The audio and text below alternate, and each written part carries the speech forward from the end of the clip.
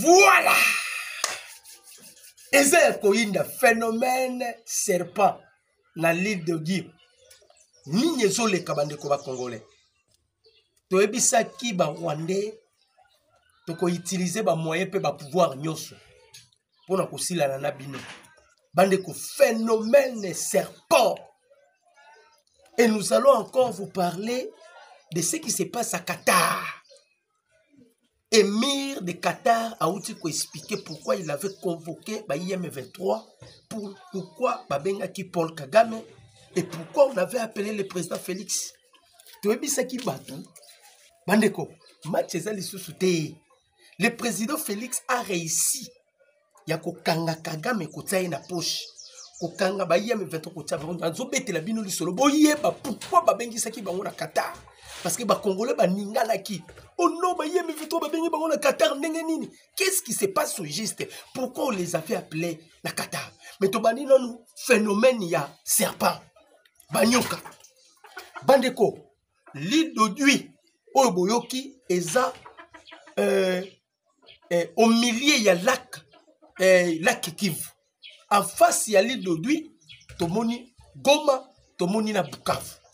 L'île wana est la deuxième île ya munene na kati Afrique. Parce que na l'île wana aza na deux chefferies. Aza na chefferie à nord, na chefferie à sud. Na chefferie à nord, aza na 3 groupements. Na chefferie à sud pe aza na 3 groupements. C'est ma toute première fois na yeba ke tozara na l'île Moroboye. Et loko zo sunga biso to yeba siko mboka na biso mobimba. Et ça parce que tout tieli siko mboka na biso mayele et parce que nous sommes envahis par les Rwandais. C'est ce qui nous a poussé maintenant à koluka kosala ba découverte. Toyeba pe mboka na biso munene ya mboka na biso ndenge ezali. Toyeba parce que la RDC a tenir dimension continentale avec la superficie de 2 345 410 km². Aza munene. Bandeko, ça fait plus de déjà 2 semaines que c'est l'île a été récupéré par les M23. Ça fait déjà 2 semaines, voire même 3 semaines. M23 bazala.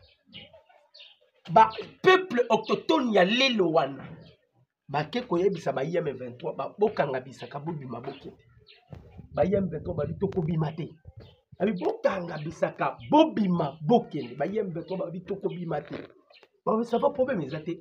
Bandeko bakisala ba incantation ba sali ba rituel. M23 ba vandi. Balobi l'île wana baza vandeli sur le fétichisme. Donc baza expert na makambo kindoki. Bandeko basali ba incantation, c'est la toute première fois de l'histoire. Banyoka ba récupérer village.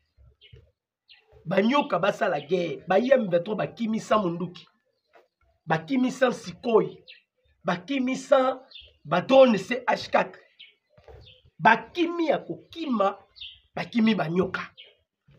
Bandeko, banyoka babimi. Nyoka bimi akomi kosua rebelle. Nyoka zo identifier que o eza mutani ya ndaku o eza rebelle. Nyoka tamboli sora moni rebelle na batu aleki. Soki rebelle atikali yemoko tout alei. Sora tambola moni rebelle na mutu aleki. Soki rebelle atikali yemoko alei. Et il ne faut pas oublier, parmi les châtiments on Nzamba betaka, Dieu aussi châtie par des serpents. Comme les enfants d'Israël ont été mordus par les serpents. Parce que ma contesté qui m'a comme Moïse a cela prouve que les M23 bazata favorité pas Yanzambe. Quand on voit les serpents qu'on soit battu, et ça parmi les fléaux que Dieu utilise, cela prouve que Dieu ne plie avec eux. Dieu ne plie avec Kigali. Bandeko nyoka ba suit ba M23 en débandade. Bakimi batiki île. Et puis ba peuple ya île wana balobi, ils vont maintenant libérer Bukavu et Goma. Mais Bukavu na Goma tellement minene, ils n'utiliseront pas ba serpent.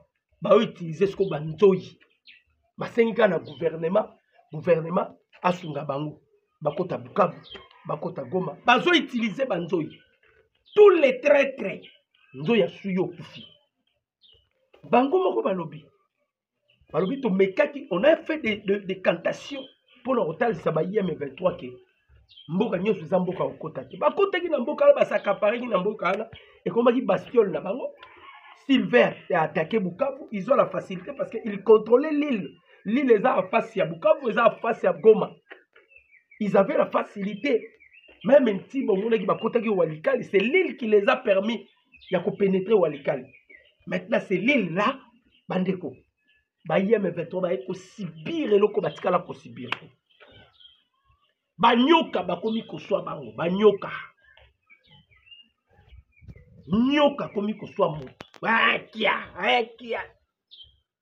To ebisaki bango makamba Congo to kene nango na ba planios comme le président Félix l'avait dit. To ko kene nango na ba planios pour Kagame Lili ba Rwandais ba Lili les M23 en fuite. Ata minduki ya ba wazalendo ba M23 ba kima raboite. Ata sikoy ba M23 ba kima raboite. Ata ba drone ba M23 ba kima raboite. Nyoka katisi bazui ba pirogue. Ya mbangu penza ya kokima baso banga. Tellement ba kufi ebele phénomène ya nyoka. Nyoka ya bandi kolia bango. Et le bomi bango makasi parce que ils n'ont pas qui na serpent de rété. Quand les enfants d'Israël ils étaient mordus par les serpents, Nzamba ebisaki Mose. Fais-toi un serpent de rein. Mouto nyoso so na nyoka. Souvent talika un serpent de rein au lieu de mourir, il conservera sa vie. Mais bango siko to banyoko ba oswa bango, ils n'ont pas les serpents de rein parce qu'ils sont venus envahir le pays où une terre extrêmement sacrée, la RDC. Ils sont venus envahir cette terre. Talande gouverneur na bango au banomaki na Goma. Devant le musulman na Ramadan, nous allons pas quitter Goma. Nous continuer, nous allons pas quitter Goma au moment où précieux l'équipe n'est pas Kagame. C'est que Kagame a fait ça, c'est une violation. Il y a chaque qui a Nations Unies. La résolution 2773, Zolobaki Paul Kagame Karabisa Kanabima. Mais Kagame continue d'installer les gens. Voilà maintenant le pire arrive.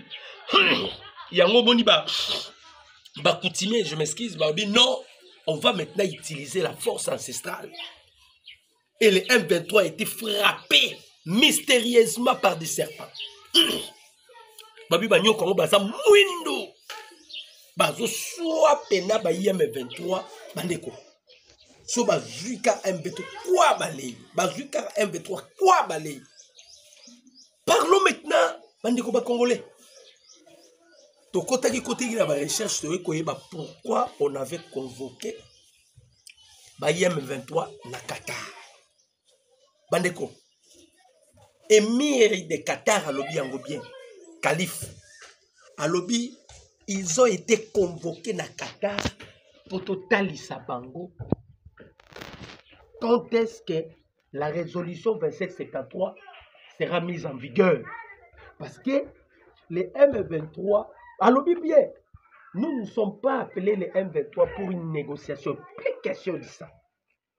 Ils ont été convoqués, totalisa bango, les conséquences qui est derrière la résolution 2773.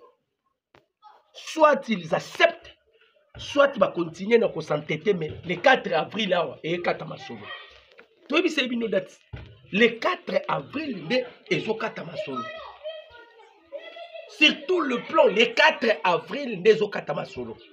Mais, qui bango, soit babimi, soit ils vont subir les ripostes. Voilà pourquoi Emir a bengi ki bango kunabi, on n'a pas appelé les M23 pour te faire ça bango kadoté. To bengi bango pour la koyebisa bango négociation exacte. Les Américains ont pris compte de la résolution 2773 où ils allaient qui voté par le 15 membres à unanimité permanente il y a Conseil de sécurité des Nations Unies. Maintenant, la résolution dit ceci. Vous, les M23, vous devez passer par démobilisation et cantonnement. Nous, vous savez, le président Félix, il est très à l'aise. Bango, il y a une agitation. Il y a une agitation, mais le président Félix est très à l'aise. Très à l'aise, et pourquoi? Parce que nous avons donc Bimoko à l'extérieur qui compte double. On a déjà sur notre poche la résolution 2773. Toi, notre victoire, c'est la résolution 2773. Omata Okita Kleboa. Donc les M23 ne sont pas allés là-bas pour le président Félix. Non. Baké Kota Lissabango noir sur blanc. Quelle la conséquence à celle-là qui ne s'inclinera pas dans la résolution 2773. Parce que l'Américain Balobi, c'est le seul voie où il y a une paix à l'est de la République. Ce qui va comme une paix dans la région à Grand Lac, dans le conflit à perpétuer aussi la terre. Le seul voie, c'est la résolution 2773. Ndeba Bengaka Kagame, Kagame a signé, a accepté. C'est ce qui a poussé à Kagame de dénoncer Joseph Kabila. Que vous ne pouvez pas continuer à se cacher. Vous devez aussi vous paraître. Ce n'est plus seulement Kagame qui tue les gens à l'est de la République, mais c'est toi aussi Kabila. Tu es à l'intérieur. Tu es parmi ceux-là, na est one. Charge-les qui? Charge-les qui? Kagame a dit non, je ne continuerai pas à m'incliner. Non, cette fois-ci, il faut que le monde sache. Ce n'est plus seulement Kagame. Kabila aussi est dedans. Et fragiliser bango fort. Na fimbo ba uti ko zona l'île d'Odui. Bandeko. Batikala ko mona kindoki ya modèle wana ti. Ça c'est la sorcellerie le plus élevée. Les pouvoirs ancestrales. Les M23 étaient frappés mystérieusement par des serpents. Tolobi ba nyoka bazolia. Nyoka donc talaka ba sali ba prière, ba nyoka ba bimi. Ba tindisko ba nyoka.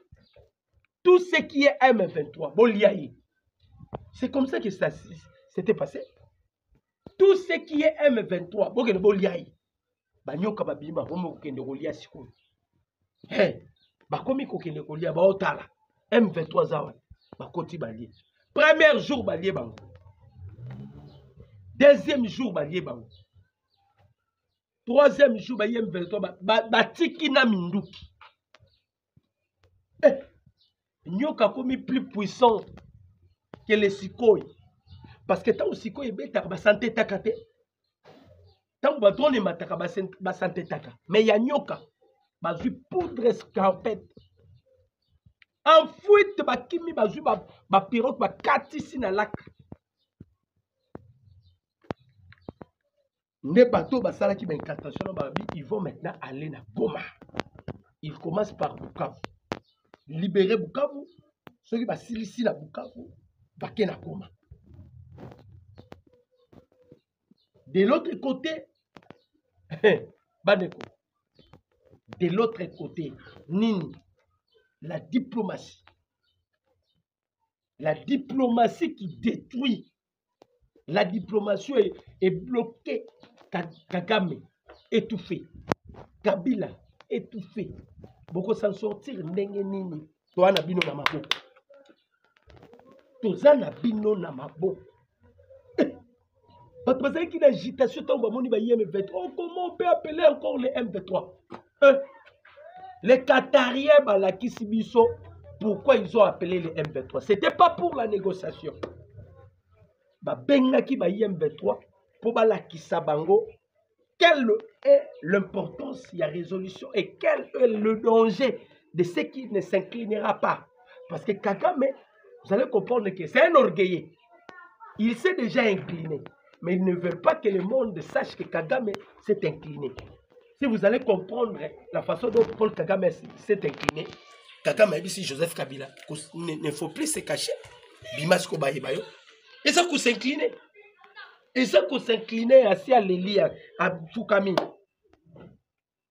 À Fukami, il s'est incliné. De la même manière, Tozo Kende Nango Skoyo, au moins tu vas béni Berta Bissimo. Depuis Bazongi Baolo Balisouté. Bavanigné. Parce que Yaza d'abord sous sanction. Aza sous sanction. Et Balaki, s'il y a encore les avantages. Avec l'air bien au Bazaranango en étranger. Au lieu de rester pauvre pour la Joseph Kabila. De rester pauvre pour la Paul Kagame. Ou de rester pauvre dans l'Ito. Vous êtes conscient qu'il faut prendre fin bientôt là. Parce que les Américains s'est impliqués. Le 4 avril, il y a Makamunyo Sozo Salema. Kagame a perdu le 4 avril. Parce que tant que Babenga qui est Nadoya. Babenga qui est Nadoya pour la Koyebisaye. Soit il s'incline, soit il va assumer les conséquences de ce qui va arriver. Kagame a tali gauche, a tali droite. Là-bas, il a accepté. Mais ah, ça, la jeune dirait accepté. Mais là-bas, au moins, ils ont accepté. Mais ah, bah, ça, la jeune dirait accepté. On dirait accepté. Kuna bandimi mais awa ba on ça la blague on dirait ba accepter. Donc Batouana baza déjà en débandade. Baza bloqué partout. Même les M23 bloqués. Et l'autre kangi bango zelo mususuté. La résolution 2773. Eloko ekangi bango yangwana. Babengisi bango batalisa bango sikoyo. Les dangers qui se cachent derrière ceux-là qui vont pas se soumettre à la résolution. Papa, 15 membres. 15 membres permanents au Conseil de sécurité des Nations Unies. À unanimité va voter. Et les États-Unis disent que nous avons pris acte. Les États-Unis disent que nous avons pris acte. Bandeko. Awa les ennemis en débandade. En débandade. Na phénomène serpent. Donc, on va comprendre peut-être que non, mokile comme li bango bololo. Phénomène serpent, mokile comme li ba yeme fait trois bololo. Ba nyamande ba komo liabino, ba reptile de ba komo swabino. Ba lié yo kufi, ba lié yo kufi, ba lié yo kufi. Vous comprenez maintenant que la République démocratique du Congo utilise maintenant le pouvoir ancestral. Comme il utilise cette spiritualité. Maintenant, et en difficulté, ils n'ont pas la spiritualité. Kaka mabenga kit, abengi ba chef Koutimi, abengi ba devin, abengi ba prophète. Batala nanu ba kindoki na bango où se trouve Tshisekedi. Comment Tshisekedi peut parler aux Américains et les Américains s'inclinent? Mais moi, bien que je peux dire, opinion ya Rwandais, même dans le Conseil de sécurité, est comme faible. Lobbying ya Rwandais, ça devient faible. Tout à tika lazaro s'incliner dans le lobbying ya Rwandais, c'est Emmanuel Macron. Nenga ba musicien la biso bataki date ya le 7. Babeta concert pour soutenir ma victime na Goma, na Bukavu. Le diaspora rwandais, basali balette. Bakoteli maire, ya France, pour ne pas accepter ce concert parce que opinion pe, voya opinion pe zarakadiko. Ils ont peur maintenant de ce concert. Et que les musiciens sont réunis pour dénoncer les atrocités perpétrées par les M23 soutenus par le Rwanda. Maintenant, tellement que les nilotiques se sentent déjà qu'ils sont déjà salis. Le monde ne veut plus parler des nilotiques. Le monde ne veut plus attendre parler des nilotiques parce qu'ils sont salis. Ils veulent maintenant empêcher les concerts et la ténité parce que quand ceux qui concertent Rwanda Betty avec la popularité au Gims Bazanango, la France, Bazanango, la Afrique, Bazanango partout pour dénoncer encore le Rwanda, ça va encore et Kokoti ça va sur la trou très profond. Donc Moni Bango va décider non. Babani peut ba lobbying na bango, voilà ba diaspora rwandais qui vit en étranger. bakomi kosala ba document kokotisa Emmanuel Macron entre les Macron le coup. Parce que s'il le refuse, il y a aussi des diasporas congolais puis bakoti bandi kotambola. Bazo tambola, kotambola les anines. Et aussi il fait la diplomatie en sorte que concert à la tenue la même date et bêta et Asko Bitumba. Maman na bagarre boka, maman na bagarre. Maman na bagarre. Bandeko. Bagarre eza bagarre. Donc tolobi toko utiliser ba moyens nyonso Rwanda utilisaka. Tous les moyens que le Rwanda utilise, nous aussi nous allons utiliser. Mais objectif final est ça, pour se séparer avec le Rwanda pour toujours. Le Rwanda ne peut pas envahir notre pays. Talakaka, tina banyoka baromi ko bima ko lia ba IM23. Si to la to la muki jour sous les aigles commencent aussi à les manger, ba lion, ba ngando ba roma olia ba bimba roma olia parce que on va utiliser tous les pouvoirs. Le peuple est là, il y a l'île de Djouiwana. De Djouy. Balobi bien qu'ils vont maintenant utiliser les abeilles. Cette fois-ci, ce sont les abeilles. Oh, surtout dans Bukavu parce qu'ils ont. Et les abeilles vont seulement s'en charger de M23. Ce qu'on a complicité avec M23, na yopé babeille basuyo. Banzoyi va utiliser ce qu'on banzoyi. Voilà un peu la situation que nous avons dans notre pays. Tolobi Nabino, si on a convoqué les M23, c'est pour leur faire voir quoi? Babengisi bango batalisa bango résolution 2773. Peut-être Angola aurait expliqué bango te. Nakata bateli bango sur la table. Quels sont les convénients à ceux-là qui vont s'abstenir? Oh bako s'incliner te. Mbano na bango ekozala nini? Na ba o bako s'incliner te sur la résolution 2773. Eza penda au pesimbo mboabou. Yango toyebisaka bato.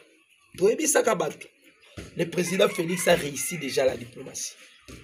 Oh, c'est que les prêtres catholiques voulaient faire, c'est que M. Ronnie Jackson voulait faire. C'est déjà en retard. Ils seront bloqués quelque part. Lorsqu'ils seront bloqués quelque part, c'est maintenant que vous allez décanter la situation. Et ils sont bloqués. Baza bloqués quelque part. Comme ils sont bloqués quelque part, et l'autre Kangisi Bango, c'est la résolution 2773.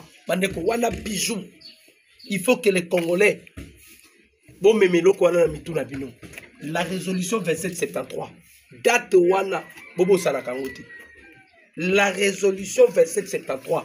C'est ça le clé de la délivrance. C'est ça les clés. Donc, bientôt là, la guerre va prendre fin. Là, je vous garantis, je vous assure. Bientôt là, la guerre va prendre fin. Parce que Makambo comme une dimension. Imaginez les Émirats, les Qatariens. Bien, on les fait le plus vite possible parce que les États-Unis vont maintenant procéder aux exploitations dans ma matière critique. Les États-Unis, alors ils vont salango na lombangu. Basilisa Makambo na lombangu parce qu'il y a bientôt là, il va maintenant procéder aux exploitations parce qu'il y a eu des accords. Un Américain qui a sauvé les États-Unis d'Amérique. Oui, il a sauvé les États-Unis. Il a sauvé les États-Unis. États-Unis perdra qui déjà? Mais le président Félix a offre opportunité à Malamu. Voilà pourquoi les Américains disent que Tshisekedi a sauvé les États-Unis d'Amérique. Et les Américains, le coup là, prêt à exploiter. Ils ont écarté même l'église catholique. Ils ne sont plus fiables. Tous les ennemis de la République démocratique du Congo pour Kangama, Mukamate.